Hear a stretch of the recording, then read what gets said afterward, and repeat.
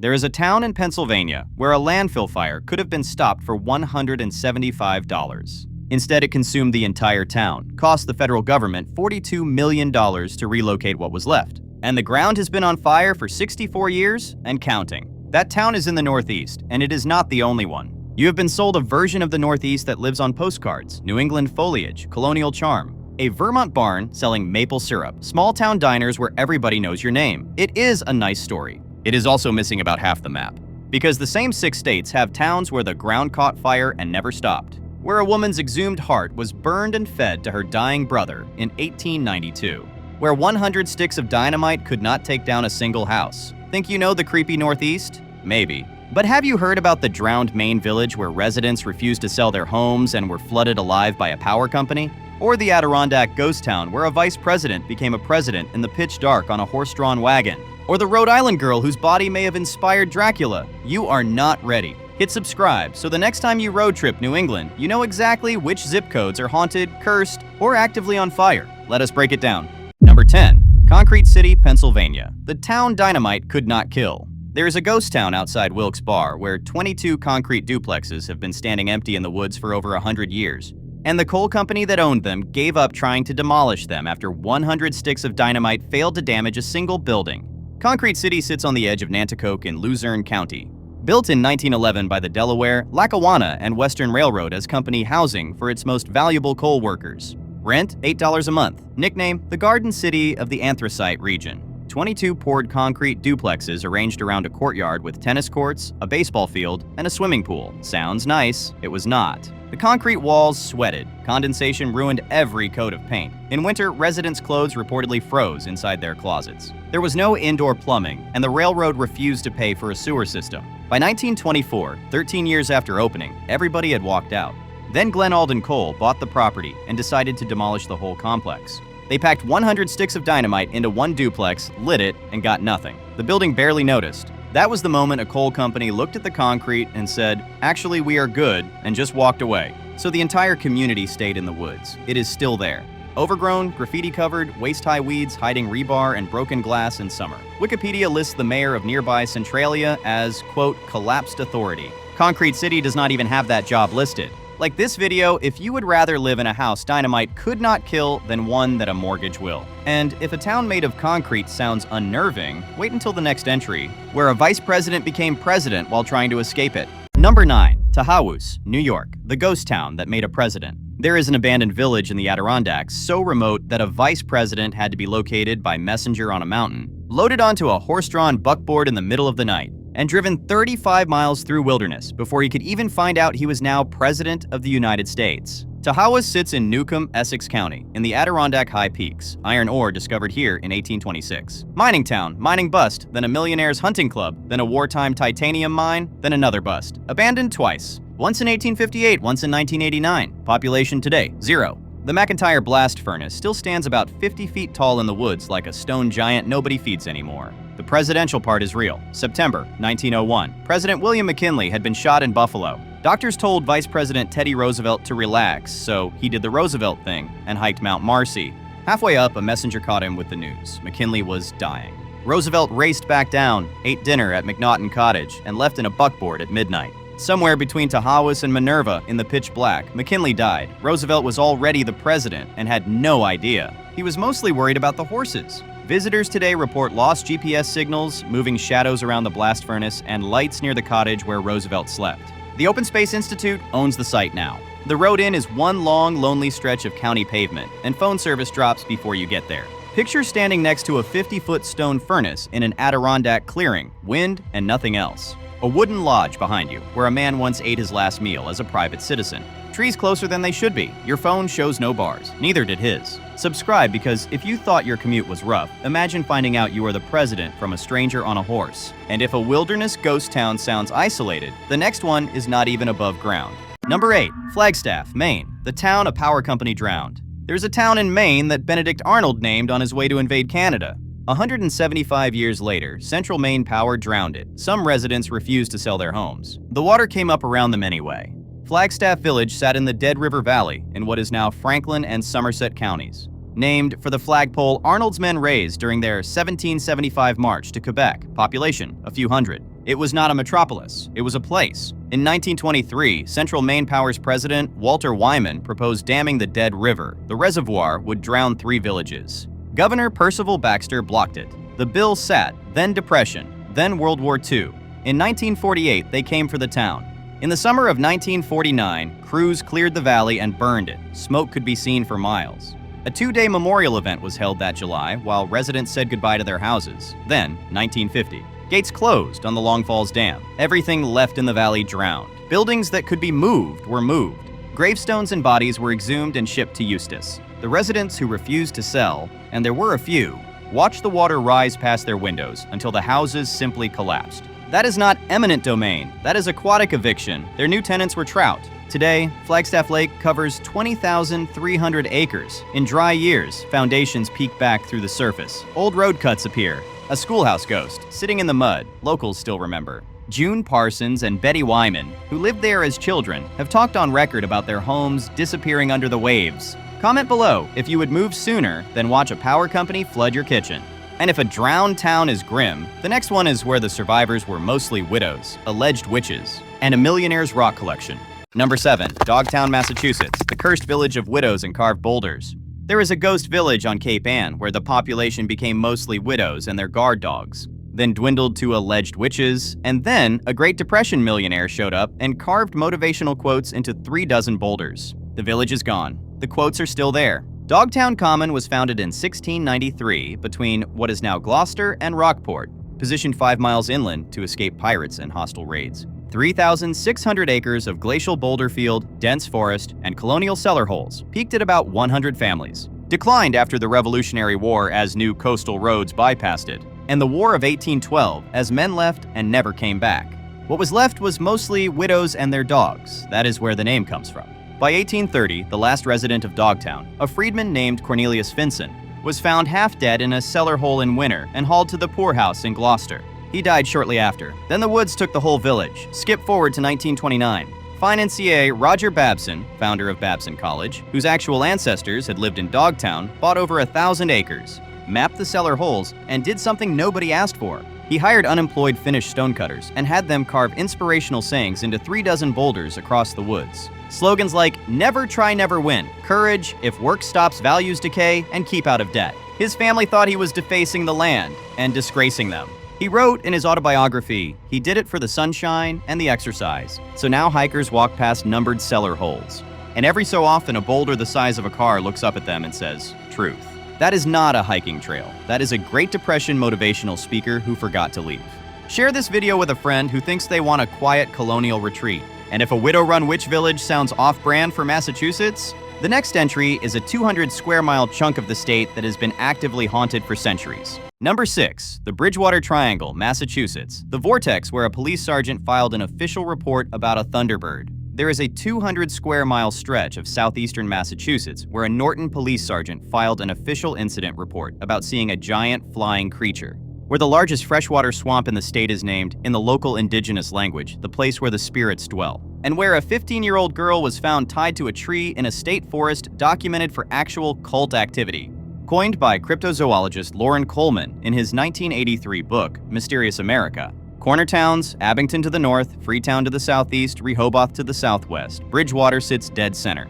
The zone covers roughly 200 square miles and encompasses over a dozen towns. At its heart, Hockomock Swamp, 16,950 acres of wetlands the Wampanoag called Hockomock, meaning the place where spirits dwell. The list of documented weirdness reads like a Netflix pitch that got rejected for being too much. UFOs, orbs of light, cult activity in Freetown Fall River State Forest, cattle mutilations, a giant winged creature reported by Sergeant Thomas Downey in the late 1970s, and a red-headed ghost hitchhiker on Route 44 in Rehoboth who allegedly disappears mid-conversation.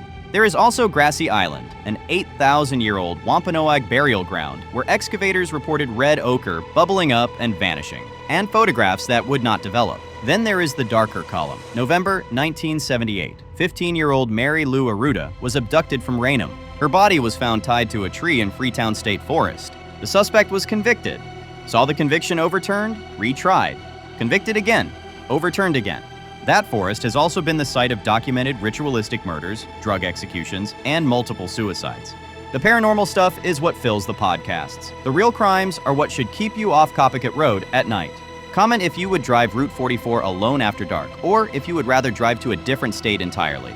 And if a paranormal vortex sounds big, the next one is even bigger, over 1 million acres, and it has a name. Number 5. Leeds Point, New Jersey. The town where a mother cursed her 13th child, and something with wings flew out of the chimney. On a stormy night in 1735, a woman in Leeds Point, New Jersey, went into labor with her 13th child, screamed, "Let this one be the devil," and gave birth to a bat-winged, horse-headed, hoof-footed creature that killed the midwife, flew up the chimney, and disappeared into the Pine Barrens. Almost 300 years later, people are still reporting sightings. Leeds Point sits in Galloway Township, Atlantic County, on the edge of the Pine Barrens. 1.1 million acres of dense pine forest spanning 7 counties, one of the most remote wildlands anywhere in the Northeast. Mother Leeds, historically Jane or Deborah Leeds, was a real person. Her 13th child was real too. The creature story hit the Atlantic Monthly in 1859 and never left the state. Historians at Keene University have traced the legend all the way back to a 17th century colonial almanac writer named Daniel Leeds, whose political rivalry with Benjamin Franklin turned into a full-blown smear campaign. Which means Benjamin Franklin essentially invented the Jersey Devil to humiliate his enemies. That is the pettiest origin story in American folklore. A founding father is the reason you cannot hike South Jersey without hearing hoofbeats. But the sightings did not stop just because we found the receipts. American war hero Stephen Decatur allegedly fired a cannonball through it. Joseph Bonaparte, ex-king of Spain, claimed to have seen it on his estate. In January 1909, a full week of sightings across South Jersey shut down schools around Philadelphia. People are still calling it in as recently as last year. The Leeds house burned down in 1952. The foundation is still there. Locals will politely point you the wrong way. Picture standing on a Pine Barrens back road at dusk. Sandy soil, pine air, trees so dense you cannot see 50 feet in. No cell service? A sound behind you that could be a deer or a screech owl or something with a 14-foot wingspan. You do not turn around. Like this video, if you accept that a colonial newspaper feud created a monster with a nearly 300-year track record, and if a horse with wings sounds ridiculous, the next entry is a 19-year-old Rhode Island girl whose body was cut open in the snow.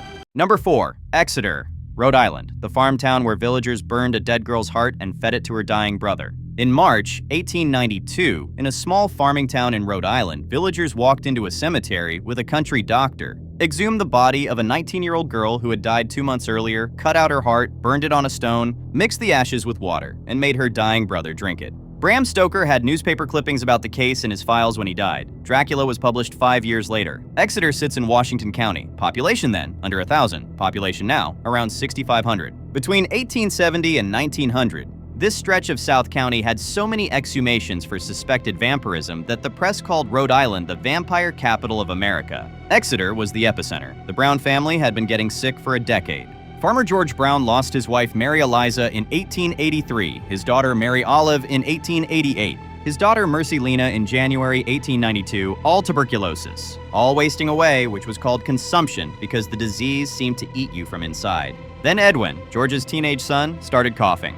Neighbors decided one of the dead was a vampire, feeding on the living. George was tired, grieving, and out of counter-arguments. He said fine. March 17, 1892, Chestnut Hill Cemetery.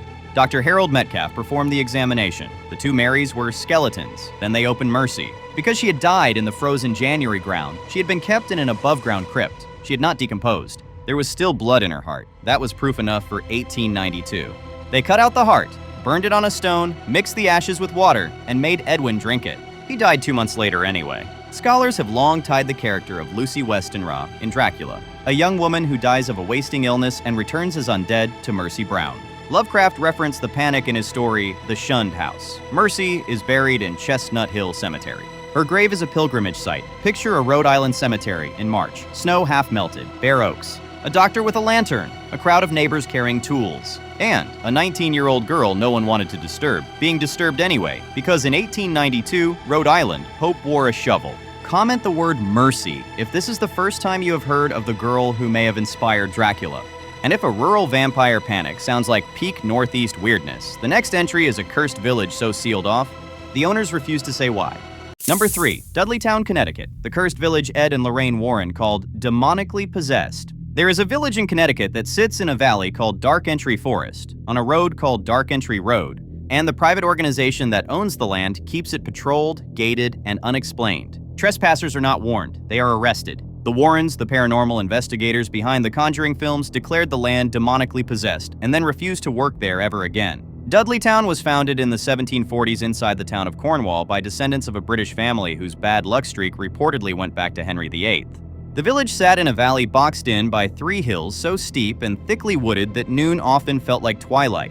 By the early 1900s, it was completely empty. Not the gradual, move to the city kind of empty. The trees grew over the cellar holes and nobody came back kind. The stories catalog: suicides, sudden insanity, unexplained deaths, disappearances. One woman reportedly struck by lightning on her porch. Another allegedly going mad while her husband was away on business. Historians will tell you the real cause was terrible soil, brutal isolation, and an economy that did not work. A Reverend Gary Dudley actually researched his own family in 1999 and debunked most of the legends. Fair. Except the Warrens investigated the property in the 1970s and declared it possessed. Dan Aykroyd called it the most haunted place on Earth. And the Dark Entry Forest Association, the private land trust that has owned the property since 1924, has never once explained why they patrol it, gate it, or fine trespassers thousands of dollars for setting foot on it. You can debunk the residents. You cannot debunk the land trust. People who have snuck past the patrols report the same 3 things every time: unnatural silence, no birds, no insects, no wind, photographs that do not develop or come out corrupted, and the feeling of being touched or scratched by something they cannot see. One Connecticut forum post described it plainly. Went in on a dare, GPS died, camera glitched, heard nothing but wind, except there was no wind. Picture hiking through thick forest at midday. No signs, no sound. Even the air feels heavy, like the atmosphere is running at half speed. Your phone shows no bars. You are sure you passed that same rock 5 minutes ago. You call out to your friend, silence. You turn. They are not there, just the trees, and a stillness that feels like it has been waiting for you. Subscribe if you would be willing to spend one night alone in Dudleytown with no phone, no light, and no exit until sunrise. Or if that sentence made you close your eyes and say no, thank you. And if a sealed cursed valley sounds bad, the next entry is a mountain, and it eats people. Number 2, the Bennington Triangle, Vermont, the mountain that swallows people. Between 1945 and 1950, 5 people vanished into the wilderness around Glastonbury Mountain in Vermont. One was a 74-year-old hunting guide who knew those woods better than any living person. One was a college student in a bright red jacket last seen on a well-traveled trail. One was a 68-year-old veteran who vanished from his seat on a moving bus while other passengers sat around him. This past November was the 80th anniversary of the first disappearance. Not one of them has ever been found alive. The Bennington Triangle covers a stretch of southwestern Vermont centered on Glastonbury Mountain, which rises to about 3,700 feet in the Green Mountain National Forest. The town of Glastonbury was formally unincorporated in 1937 for having too few residents to sustain itself. The Abenaki people refused to hunt on this mountain for centuries. They believed it was cursed by an enchanted stone that swallows anything that steps on it. November 1945. Mitty Rivers, 74, hunting guide, got ahead of his group on the way back to camp. All that was ever found of him was a single rifle cartridge. December 1946. Paula Jean Weldon, 18, Bennington College sophomore, hiking in a bright red jacket. Multiple witnesses saw her on the trail. Then nothing. Her disappearance was so high profile, it led directly to the creation of the Vermont State Police. December 1949. James Tedford, 68, veteran, riding a bus home to Bennington. Passengers saw him in his seat before the last stop. When the bus arrived, his seat was empty. His luggage was still on the rack. His open bus timetable was still on the seat. October 1950. Paul Jepson, 8 years old, disappeared while his mother worked at a pig farm. Bloodhounds tracked his scent to a crossroads, and then it just stopped, like he had been lifted off the ground. 2 weeks later, Frida Langer, an experienced 53-year-old hiker, vanished a few hundred yards from her campsite. Her body turned up 7 months later in an open field that had been searched multiple times. Cause of death undetermined. 5 people, 5 years, 1 mountain, 0 answers. The Tedford case alone should keep you up at night. A veteran vanishing from a bus seat surrounded by other passengers is the kind of thing that breaks your brain if you sit with it too long. He did not get off. Nobody saw him move. His luggage stayed put. His timetable was still open. Where does a person go from a moving bus seat? Picture hiking Glastonbury Mountain. The fog rolls in fast. You cannot see more than 20 feet ahead. The trail narrows and stops. Your compass spins. Your phone shows no signal. You hear nothing. Not birds, not wind, not even your own footsteps sound right. You turn back and realize the trail behind you looks different. Everything looks different. Comment below if you would hike Glastonbury Mountain alone, or if you are smarter than 5 people who tried. And our number 1 spot has been on fire since 1962. Nobody has ever put it out. Number 1, Centralia, Pennsylvania, the town that caught fire in 1962 and never stopped burning. In 1962, the Centralia Borough Council decided the cheapest way to clean up a landfill was to light it on fire. That fire reached an underground coal seam. 64 years later, it is still burning. It currently spreads beneath 400 acres, creeps forward at roughly 75 feet per year, and could keep going for another 250 years. The government spent $42 million relocating the entire town because the borough council could not be bothered to fully put out a trash fire.